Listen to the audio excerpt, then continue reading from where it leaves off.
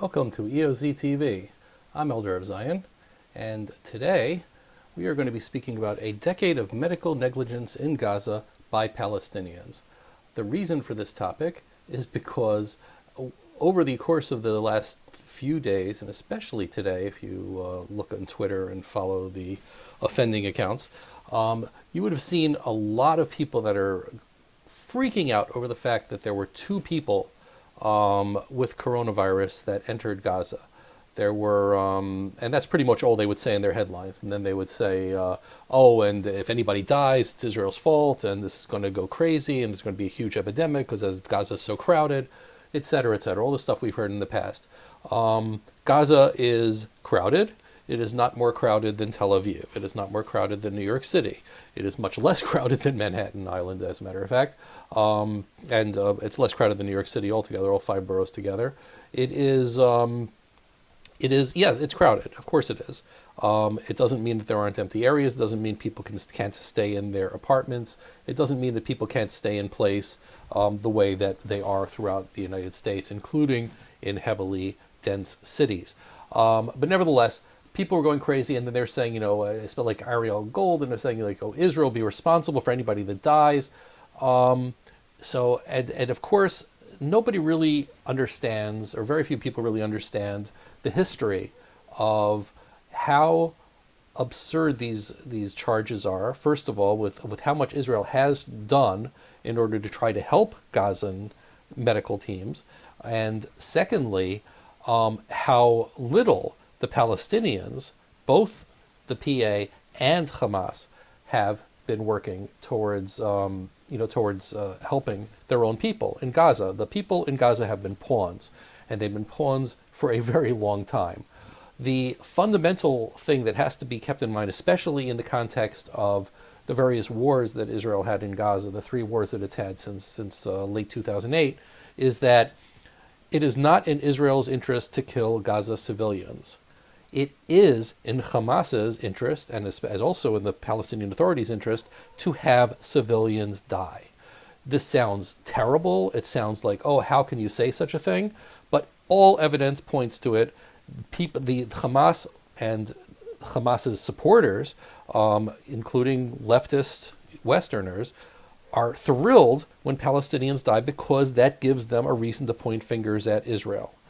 Israel does not want this to happen. Israel does everything it can to minimize civilian deaths, and the statistics bear that out. If you compare these wars with any other war that happens in an urban area where the civilians are intertwined with the military, something that Hamas does deliberately, you can see that Israel has done a remarkable job. It has amazing intelligence and does a remarkable job. Sometimes that remarkable job is still one dead civilian for every dead terrorist.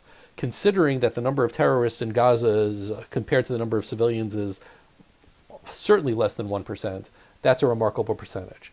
If you look at the number of people, or the type of people that get killed, the overwhelming majority are young men of military age. Israel sometimes makes mistakes, absolutely, but the amount of mistakes it makes in Gaza is far less than any other nation in any other war, including the United States in Iraq and Afghanistan. Although I will say that under Obama, he really, he cut back on the number of civilian deaths to the extent that he actually hurt the war. The generals were complaining because they couldn't do what they wanted to do if there was a slight chance of killing civilians, and the Geneva Conventions allows for military necessity to be able to, if it's a military target that has great value, yes, and civilians are going to be dying. You're certainly allowed to do it. The civilians are not shields that put all of them out of range of or out of consideration of being hit. Obama went a bit overboard on that, but I think honestly, I think he did part of it in order to be able to say, "Hey, look, we're more careful than the Israelis are." But that's neither here nor there. Let's go through again a brief history of what's happened between Israel and Gaza over the past 10, 11 years. The first article I'm bringing back up over here is back in 2009. There were tons of stories saying that The Israelis were wantonly killing civilians. There was, over and over again, that Gaza, it sounds very much like today. Gaza's medical systems are on their last rope. They're completely overwhelmed. They need help. Everything's terrible. So Israel decided, okay, if things are really bad, we're going to set up a field hospital on the border, on the Israeli side of the border, and the Gazans that can come, and they'll take care of them. What happened? Hamas didn't let them come. Hamas did not let anybody go to this Israeli hospital. I came up with a number of reasons, and I believe most of them, in retrospect, are still true. And all of them are cynical. One of them is because, as I said before, the entire point of the war, from Hamas's perspective, is to lose civilians. It's a PR war. And that's what most wars nowadays coming out, at least from the Palestinian perspective, are public relations wars. They want to see as many civilians killed so they can have nice camera shots of dead kids. This is what they live for, because that's what pressures Israel. This is the reason Israel doesn't like it. Hamas wanted to maximize the number of civilians killed, and they want to do that for a propaganda victory. If Israel sets up a hospital that says, hey, we want to treat the civilians that are injured, that blunts that PR victory. So that's one reason Hamas didn't like it. The second is that they didn't, and similarly, they didn't want the news media to report on Israel's hospital because, again, that blunts their effect. Thirdly, is that, again, in those days, back in January of 2009, the media was still saying the vast majority of people that are being injured and being killed are civilians. In reality, there were far more terrorists, but Hamas and Islamic Jihad did not admit to that. If they would be going to the hospitals, then people would be, Israel would find that out fairly quickly, that they were really terrorists. Fourthly, Hamas at that time started getting these doctors, which is really horrible, doctors that would listen, that would actually be their propaganda frontmen or women. And they would be saying things like that Israel was using depleted uranium and all of these illegal weapons, and they would say it. They would say it on TV, saying, "Oh, we saw these injuries that are consistent with cluster munitions and all these sort of things," and they weren't true. And if an Israeli hospital would see this stuff, they would know it's not true. Similarly, Hamas had a lot of rockets that fell short and that killed or injured civilians. And if there was an Israeli hospital, look at the injuries, they would see from the type of shrapnel it was that they were in fact Hamas and not Israel. So, and there were plenty of people, and I documented it, there were plenty of civilians that had died in all of the wars from Hamas rockets. So this was all cynical. Hamas didn't want the hospital, Israel did. That's really all you need to know. In 2011, and this had nothing to do with Israel, Hamas and the Palestinian Authority, of course, have been bickering and fighting for a long time, ever since Hamas took over Gaza. And during 2011, they again they started a lot of their arguments would be played out in their respective media. Fatah claimed, and it seems to have been confirmed by as best we could, that Hamas would take international aid that was coming to Gaza in the wake of that war, and it would resell it to Gazans. In other words, stuff that was supposed to be free, medicine that was supposed to be free, Hamas would take it and sell it in their own pharmacies. And therefore, these medicines were not available to ordinary Gazans. Again, very cynical, Hamas using free aid in order to make money out of it. And again, it was a very little reported story at the time, but and then Hamas would also use the excuse of saying, hey, our medical system is on the verge of collapse, we need more medicine, because in fact that was what they were using in order to be able to make money. Hamas had done these sort of things, they were taxing tunnels, they were doing a lot of things because you need money in order to be able to run a terrorist organization, and this was one of the ways that Hamas figured was a very easy way of doing it. International aid was always free. In the 2014 war, Israel again set up a field hospital for Gazans. A few Gazans managed to make it there. However, for the most part, again, they were completely blocked by Hamas for the similar reasons that it happened beforehand. And people were scared. Gazans were scared to go there because if they would go there and say their names, they would suffer consequences. When you say something, when you're a Palestinian, and you say something that is against your government, whether it's the Hamas government or whether it's the Palestinian Authority, there are consequences to this, and everybody knows this. The Palestinians know this. I mean, the West doesn't know this, but the Palestinians know this. There's an unwritten rule saying, always blame Israel for everything bad that ever happens. And it takes a lot of serious research to find out that, what exactly happens between the two of them. But again, another field hospital for Gazans that again was available to them, and again, Hamas did everything to stop it from happening. During the war, a lot of amazing things happened during the war. First of all, the Shifa hospital in Gaza was headquarters for Hamas. The basement of the Shifa hospital was a headquarters for Hamas. The reporters that were there knew it. Here's a picture and a tweet, which was then deleted because Hamas threatened the reporter, saying, you have to wonder with the shelling how patients at Shifa hospital feel as Hamas uses it as a safe place to see the media. Their basement was Hamas took it all over and would do photo shoots, journalism, as well as their own headquarters, their own office work they would do there because it was a hospital and they knew Israel wouldn't bomb a hospital. But it was worse than that. Hamas actually shot rockets from next to Shifa hospital as well as other ones. Here was, you don't see the rocket, but here was a reporter who was actually talking about it at the time. Unfortunately, it's in some, I don't know, it's Norwegian or what, but some language I do not understand. But she's clearly talking about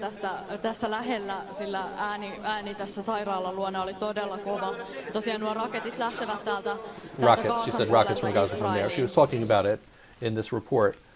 Similarly, there were, the IDF saw terrorists going to ambulances. Again, a cynical use of protected spaces, just like the hospital was. And just like shooting from the hospital was. They know that Israel's not going to shoot back there. They know they're not going to shoot at ambulances unless it's 100% proven that, that it has to be done. So here they are, the terrorists running into it, Israel following them all the way, and they see that they're in an ambulance, trying to protect themselves. So this is the way that Hamas wages war, is to shield behind medical facilities. That is not, if you care about people, if you care about their health, if you care about medicine, that is not what you do. In 2017, another spat came up between the Palestinian Authority and Hamas, in which the Palestinian Authority literally stopped sending medicines to Gaza, including not just medicines, but baby formula. They just stopped sending them. Now, exactly, again, it's hard to know which side to believe in when something like this happens because Hamas lies and the Palestinian Authority lies. But there certainly was a severe shortage of medicines in Gaza, and clearly the Palestinian Authority was doing everything it could in order to try to bring Gaza to its knees and become part of the PA. That's what their gambit was. This lasted for something like 18 months. And again, people's lives, who cares? That's not part of the equation. The Palestinian Authority wants to put pressure on Hamas. To hell with everybody in Gaza. Hamas wants to make people in Gaza into human shields. To hell with everybody in Gaza. The only people that care about Gazans are the Israelis, which is, again, you say that to people that are anti-Israel, and you say this to supposed human rights activists and these leftists, and they laugh in your face. They say, what are you talking about? Israel kills all these kids, blah, blah, blah. But in fact, Israel has shown far more concern over actual human beings in Gaza than anybody else. The next part I wanted to talk about was that there was another interesting incident that happened in 2018. The cleaning crews in hospitals in Gaza weren't getting paid. So they went on strike, which put the hospitals essentially out of business because you needed to have clean. The hospitals have to be cleaned. Here you see these overflowing trash cans over here.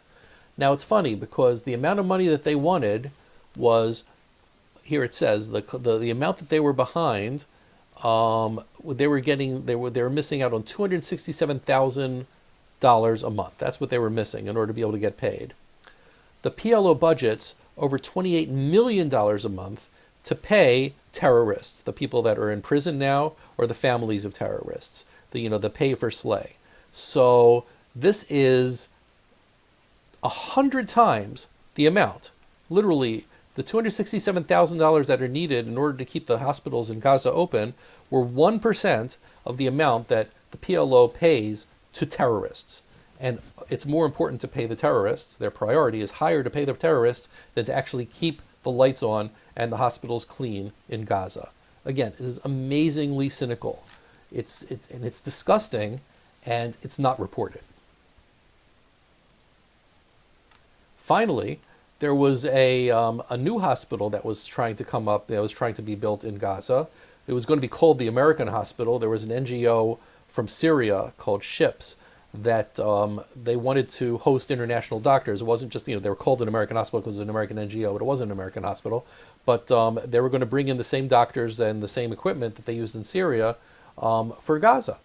And the Palestinian Authority hated this idea. They said, we weren't consulted, we need to be part of it, this is part of the Trump plan, it's meant to divide Gaza up from us, blah, blah, blah. Hamas said, listen, we can use a hospital, why not? And Fatah was saying, and the PA was saying, no, you can't do it. Eventually, they realized it was bad PR for them to say we're against a hospital. So instead, they said, okay, we actually want a different hospital to be built. There was a hospital that started being built in 2017 from Turkey, and the funds dried up. Turkey never finished it. Nobody ever cared. Nobody ever pushed it.